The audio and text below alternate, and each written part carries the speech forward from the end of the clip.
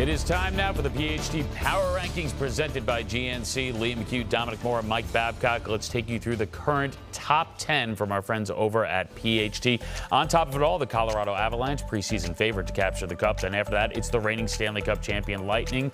Then it's the Hurricanes, the Golden Knights, the Maple Leafs, the Caps, Pens, Isles, Panthers, and then in the 10 spot, the Boston Bruins. Dom, I'll start with you. Team that really stands out. Yeah, a lot of teams that were active at the trade deadline, aren't there, Liam? I still like the New York Islanders in the 8th spot there. They're a team that has probably the most depth in their forward group. They get a lot of contributions from everyone throughout that lineup.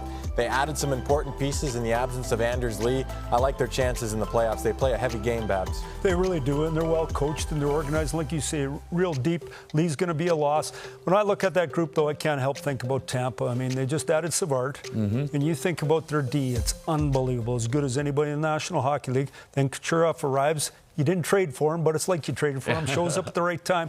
They're a good-looking hockey club. But when we talked about the list, when you're picking, it's hard to pick. There's so many good teams right now, and obviously we've got a ways to go. The other thing to think about, too, is they're not playing each other. You know, the top teams in each division, we're going to see eventually who those top teams are. But for now, we got to wait and find out. Yeah, it's a difficult thing about the Toronto Maple Leafs as you consider the North right now. But let's take a look right at the top. The Colorado Avalanche, team that's been so successful during this regular season.